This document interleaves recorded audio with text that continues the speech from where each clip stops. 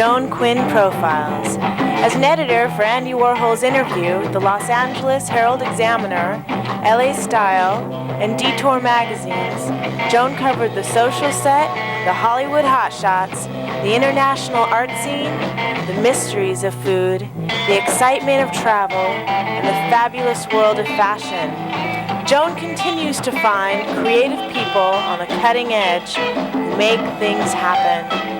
Here's Joan Agajanian Quinn. Hi, I'm Joan Quinn, and welcome to the Joan Quinn Profiles. Waiting to be profiled is actress-singer Steen and writer-actress Lynne Adams. When Steen graduated from Pueblo County High School, she left the tiny Colorado town for the big city. And that big city was Denver. Steen wanted to be a singer. She got modeling jobs there, she won contests, and she made commercials. Why did you go to Denver and not New York or LA? Well, it was the biggest leap I could make at the time, you know. And plus, you can only get so much work in Pueblo West. I mean, you know, nobody thinks of Pueblo. So I moved to Denver, and actually, I did a little better. Actually, I was hired for an acting part for a small, low-budget film that actually eventually brought me out to LA. Oh, that's how I it hitchhiked a ride with them on the way out to Los Angeles. So it did further your career, the move? Yeah, in some strange, peculiar way, yeah, it did. And what was that movie? White Fury. Yes. Yes. Just a snowboarding film about a couple of teenager couples go up in the hills and have their little romantic hideaway or whatever, and sooner or later they get bombarded by a couple of robbers, basically, and that was it. But did you get to sing in it? Because you wanted to be a singer. No. Nothing really happened in Colorado, period, with the music. I mean, it was just nothing Did you whatsoever. study singing? Did you have a voice coach? Yeah, I've been singing ever since in kindergarten. All the choirs, every year, later in my high school years, I had, you know, special vocal choirs and things like that, and won special awards and things like that. So yeah, it's like 12, 13 years experience singing. Do you play an instrument? Well, no, not professionally, I guess. But can you play? I just decided to put my own music together. I went to Hong Kong, like my husband said, and while we were there, I ran into a music producer. Was so excited. He was so excited. Steen, you're going to make it so big. Oh. And so he gives me he says, okay, take this $5,000, go to LA and make an album. What are you going to do with $5,000? That's a joke. So, sorry, but there's just no way.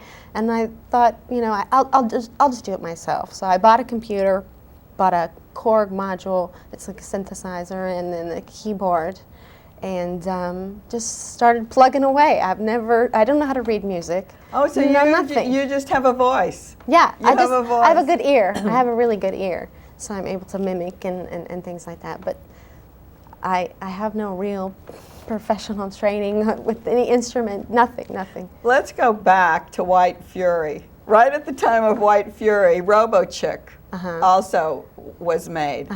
And you really were lucky to be able, even if they were low budget or small films, you were lucky to get acting jobs. Yeah, I guess so, yeah. Did you take acting classes? I took a few. It was with a modeling agency I'd been, and they sort of touched up on it. It was just basically for commercial acting. But I just happened to go, and they said, oh, they need whatever, and I went and just answered a call? Yeah. What else did you do in Hollywood then when you got here? Oh, God. Worked with tons of producers and directors and writers, helping them out. That's basically how I learned a lot of things with the writing, you know, techniques. And I've seen a lot of the way things are made through the business. It's kind of frustrating for somebody as ambitious as me and my husband. Anyway. When you came, your husband is Jeff Mandel, the director of the film that you're starring in, Turnaround. So we'll just let you know who her husband is right now. But I have to get back because it was this kind of fate type of story when she came to Hollywood, not knowing anyone. Yeah. The thing was, originally when I was hired for RoboChick, actually the director was my husband, Jeff Mandel. and this is the first time we'd ever met or anything. And I only worked with him one day on the set, and we got along very well. This is back in Colorado? This is back in Colorado, a long time ago, Right. long time ago. And eventually when I did hitchhike out to Los Angeles, isn't that terrible? Actually, I moved to Poway where my uncle was, so I had some place to stay, but I still wanted to, you know, come to Los Angeles. I mean, and I was trying desperately to get through agencies and things like that, and I thought, you know, that guy Jeff Mandel, gosh, you know, I wonder if I can get a hold of him. I remember he lives in LA. So I'm trying, I even called back home and asked my agent, she's, Jeff Mandel who? I'm sorry, dear. And I eventually got a couple of calls for some commercials, some auditions, and a friend of mine drove me up to Los Angeles, and we stayed overnight. And I'm a little early for my audition, and it happens to be right across from the Beverly Center. I'm excited. This is really my first time in LA. My eyeballs are like this. Beverly Center, closed. And I'm walking around, killing some time, and who do I happen to see was the director coming down the escalator while I was going up, and I didn't know if he would remember me or not, so I'm making a complete moron of myself. It's me, Deirdre, Jeff, you know. And Deirdre was your character? Yeah, Deirdre was my character, I'm sorry. And ever since then, we hit it off. I mean, that was it. Maybe Deirdre wasn't your character. Maybe Deirdre's your real name. What is your real name? Well, my real name is Christina Marie Shin. Ah, but beautiful. You're wondering how in the... How did you get to Steen? Well, actually, Steen. Yeah, that's actually how it happened. I'd never liked my given name. It just didn't fit my personality, I thought. I mean, even when I was in kindergarten, I just couldn't stand it. And most of the other girls in the class had the same name. And eventually I got this wild hair, kind of like what I have now, you know, and decided to start spelling my name different and writing different names, and it kind of ticked off the teachers. But eventually my mom says to this day, you know, I have multiple personalities, and I just chose Steen because she's the one with the highest self-esteem. So that's perfect. Yeah. That's great. It's a great name. Plus, yeah, it's and original. did you always want to be a one-name person? Yeah. I don't know how to explain it. It's just, it fits. So you're yelling at Jeff, it's Deirdre, it's Steen, it's Christine. He didn't know you as Christine, though. He only knew you as Steen. He knew me as Christine. He had no idea who Steen is. Oh, he did? And he's just, you know, when that came about, he thought, well, can I just still call you Christine? It's kind of uncomfortable. So he called you Christine, he called you Steen, and put you in his movie. Yeah. Turnaround. Yeah. So, I mean, coming to Hollywood that first day, or coming to Los Angeles, was your lucky day. Well, it took a while. Don't think it just ran out here. It took a very long while. It didn't happen overnight? No. We worked together a lot. When he was in the hospital, fatally ill. He had a fatal disease? Yeah. Was it a turnaround? Yeah, it was a turnaround. And I helped him get through it. And I said, you know, damn it, let's get off our butts and just do it ourselves. We're sick of waiting around, dealing with executives and studios and things like that. You can never get anything out like the kind of thing that we want to do. You had the movie, and then you had to go through development deals and all the things with studios. Is that what happens usually? Yeah, that's completely the thing, and it takes forever. Or even, like he said, if they take your script and pay for it or whatever, it may not even be produced, and it'll take ages before you'll ever find out. I mean, so that was years. A turnaround in his life and a turnaround in the way you were going to approach making films. Yeah, we just took a big leap off the safe chair and a safe cliff, whatever, and just did it. Stupid, maybe, brave, I don't know. But the quality of the film is great, and we have a clip from it. Oh, do you want to set us up a little bit? Sure. This is the first time my character, Lisa, realizes that the guy she has just been spending her time with is not who he says he is. And the great thing is, I was talking to you before, we were talking about the film, within the first 10 minutes, you've already had a sex scene, right? Yeah. And now you've caught him off guard. Yeah. We'll see that clip. How do you take coffee? Cream and sugar. Okay. You sure everything's okay? No, sweet and low. Could you see if there's any sweet and low? The pink stuff. You don't try that stuff straight? I saw your taste buds blow up like with a helium balloon. Shut up, you son of a bitch, whatever your name is. Whoa! Shut up and put your arms on the wall. almost trusted you, you bastard. Lisa, I can explain everything. I'm sure you have 101 explanations already. Yeah, well, not that many. Lisa, I'm on your side, okay? That's a lie because no one is ever on my side. No one's on your side. That's true. That's true. But there you were. This was all filmed in Costa Rica. That's right. On a very low budget. Yeah. How low budget was it? Very, very low. When studios talk about making low budgets, it's usually a few million. 800,000 is low, ridiculous low. But we did it under $205,000. Is that right? Yeah. Even traveling to Puerto Rico, I mean, not to Puerto Rico, I was in Costa Rica. Including that, yeah. At the time you went to Costa Rica, it was Rio de Janeiro had the same kind of feeling, and the beach scenes that you did. Why didn't you go to Rio? Well, it's kind of odd.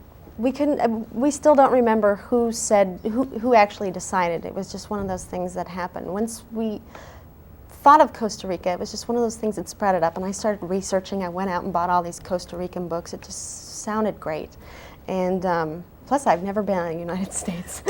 But you had the rainforest there. You have the rainforest in Rio de Janeiro. You have Copacabana Beach. You have the Copacabana Palace, where all the old stars used to go. I think if we would have had more time, it would have been a possibility. I mean, it was all putting it together so fast, and once we knew that we could do it in Costa Rica, we did it in Costa Rica. There was really no time to really research all the way around. I think the great thing is that as you were doing the film, you kept rising to the occasion. You learned to edit. You made the costumes. Yeah. How did you do all that? You edited, you made the costumes, and you did the music? Yeah.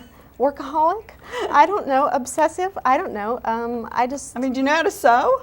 I used to tinker with it a little bit. My mom used to sew our clothes, so I guess I kind of got a little bit from her, I suppose. But took a sewing class, but it's nothing ever really great. But I wanted to tailor the look a little bit, have something to do with it. You had a really good eye in the overall picture. And when Turnaround is coming out and it goes right to video, so people can get it right in their video shops. Actually, you'll be able to get it on the internet. We're going to be the first company to sell our feature film on the internet, and you'll be able to find us on Hallucinet. And just look for Turnaround, and you'll find us. I'm going to do that. I don't know about the internet. I'm going to learn. I'm going to put the Joan Quinn profiles on it. And don't go away, because with us, as soon as Steen leaves, is Lynne Adams, an actress and a writer. Thanks, Steen. Thank you.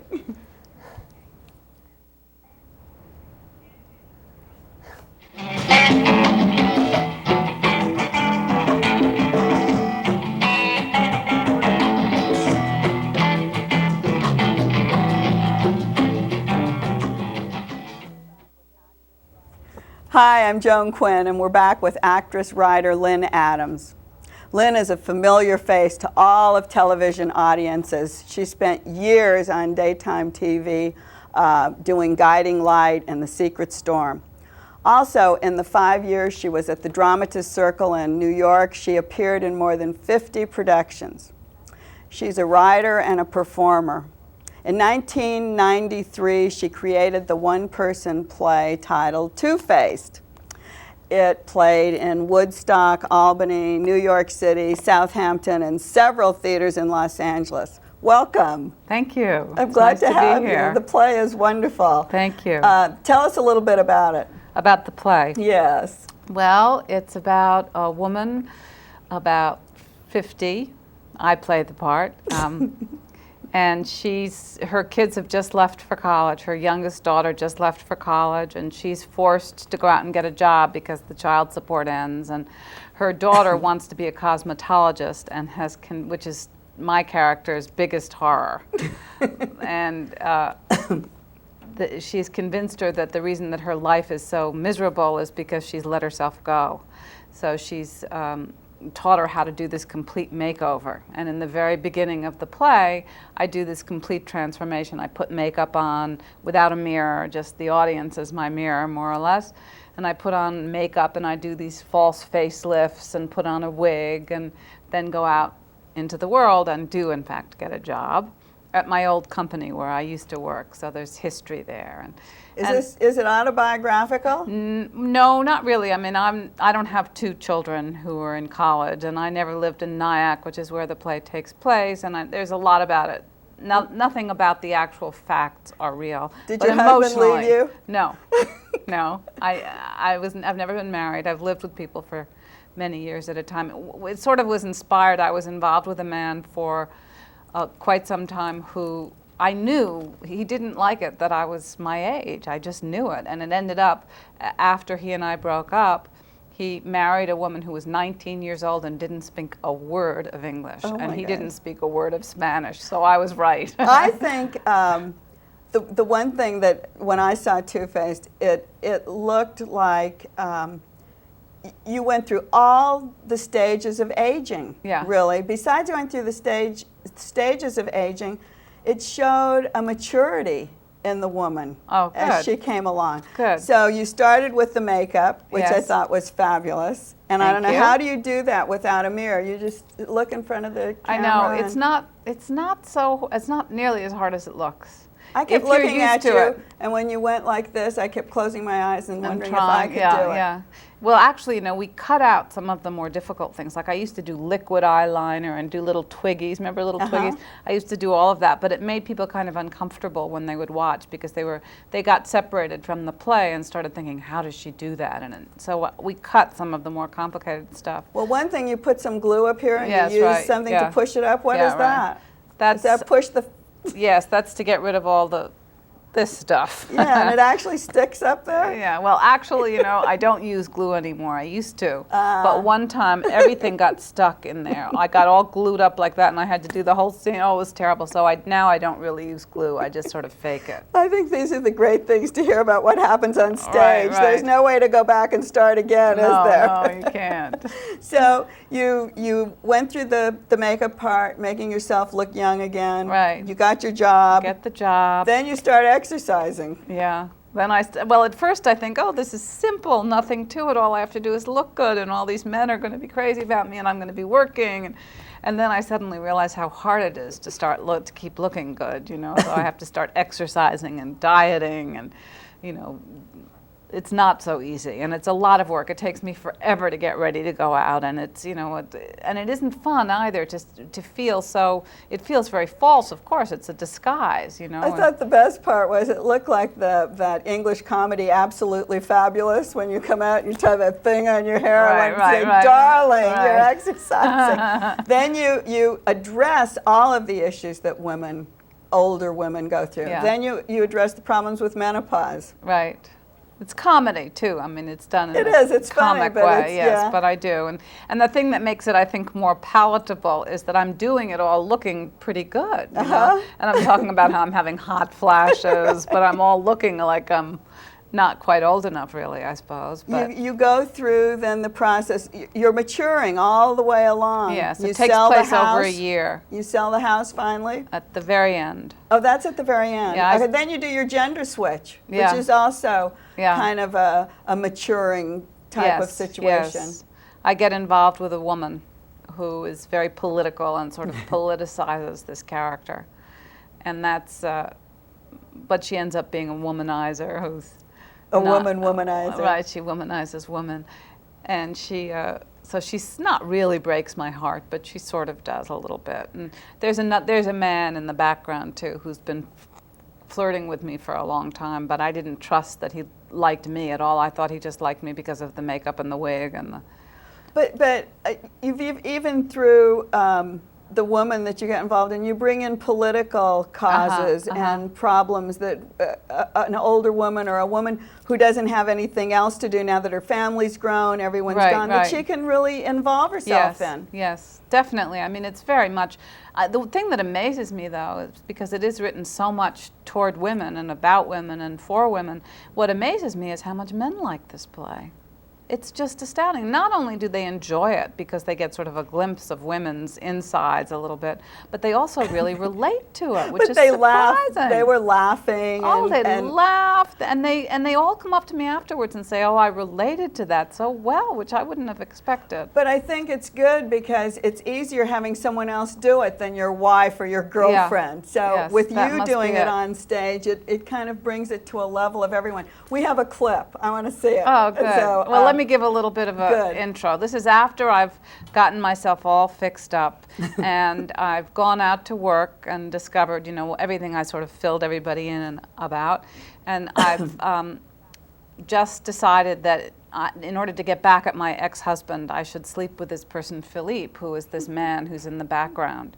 And so that's pretty much where I can't remember if the clip begins when I say, "Oh no, we'd go to." Well, we better start the clip. Okay, and then you can tell us. I can tell Okay, you. we'll see the clip. Ooh, the edges of the wig show, the facelift tabs. Oh, and the wig moves. Ooh. I can't even kiss him.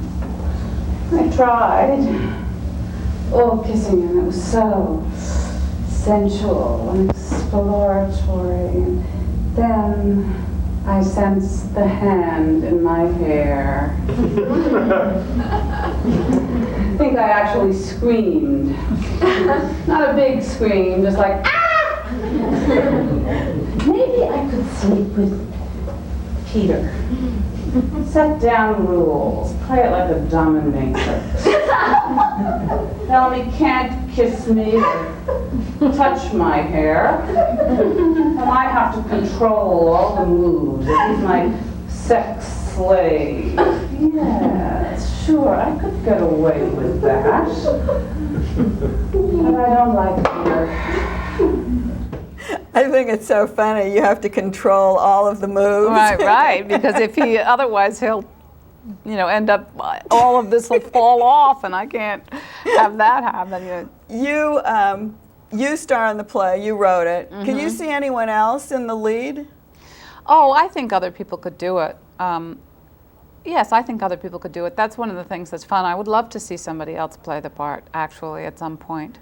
Now But right now, I like doing it. I bet. One thing that's so joyous is your sister Brooke Adams is directing Yes, she directed it, and that was a fabulous experience for both of us. I mean, we worked really well together. I felt so much confidence. It was hard because I'd been doing the play before she took over, and fairly successfully, so it was hard to completely change everything, but because I trusted her, and it's really worked out very well. You didn't have any of these kind of doubts about, like, my sister's telling... No, I trusted her. Those kind of things? No, I trusted her So very it worked much. better Yes, then. it was really very successful. It was very exciting. And then we've written a script together since then. And A script of Two-Face? No, I'm writing a screenplay of Two-Face. Do you think it'll go into a movie? Oh, Do you want it yes. to be a movie? Absolutely. In fact, I wrote it first as a movie, which is Uh-huh. a funny thing. And then I wrote it as a one-character play. And now I've rewritten it as a movie, and it's much better having done the play. The play informed the characters and everything so well. And Brooke's going to direct the movie. As a movie, you'll have all these characters Oh yes, live. all the characters will be there. You'll see it. You'll meet everybody. It's just sort of the same story, but the characters they've come to life so well in the screenplay. It's quite exciting. Is there any other show business in your life besides your sister actress Brooke? I don't know what you mean by. Or anyone You else mean in am your I- family? Well, I involved in actually show don't business? have anybody else in my family left. Everyone else, my parents have both died, as have most of my. Were they in? Yes, both my parents. Brooke and I both started acting when I was 7 and she was 5, and we started acting in my father's summer theater. So we've been acting for a very, very long time. Did you go to acting school? Did you go to I university? did some. No, I didn't go to university. I did, acting school in New York City, Herbert Berghoff, and classes, but I never did go. I started working on the soaps when I was very young. Oh, you did? Yeah, 19. I Oh. started, and then I stopped for a while, and then I went back to it. And Well, you did a lot of television. Now, how do you relate television to stage? Because I guess you did stage first, then television, yes. then stage. Well, soaps are different because you do them when I started on them, they were live. They're not live anymore, but they're more like live because you have 3 cameras and you go straight through it. It's not like doing a film exactly where everything's edited. It's much more, you know, you're actually working right there with the person, though you don't have an audience, which of course one misses. So that's that. You love the audience? Do Oh you like yes, that? I love doing comedies with audience. Do you That's see really yourself fun. doing the movie of Two-Faced? Yeah. You do? Yeah. Doing that character? Yeah. Oh, At first I didn't. At first I thought that it would be nice to get a star to do it, you know. But then, actually, if you had a star doing it, it wouldn't be any big deal to see them make themselves young again because we've all seen them young, true. you know. So that it wouldn't be quite the same. And also, I think I'm very good, in the part, very good. and everybody else seems to think I'm good. So I think it would be fun. I don't know that I would want to do it if Brooke wasn't directing it, but with Brooke directing it, I think I would be very good in it. I think, you know, I would trust that she would make sure I didn't make a fool of myself or that I really presented myself well. So that gives me confidence. The idea, because we want to do it low budget. Oh, you do? Yeah, not do a big, huge Independent budget. film? Independent, low budget. Brooke will direct it, and I'll be in it. And you know, I think it's got a big audience out there, so I think we'll be able to get it done, and it's exciting to do it that way. I think it's great, Yeah. and I think it's fabulous that the 2 of you are working together Yeah. and that you can take it on to greater heights. The one thing is the plays always run for maybe 1 or 2 or 3 nights, wherever it's during the week. What do you do during the rest of the time? Oh, I write a lot.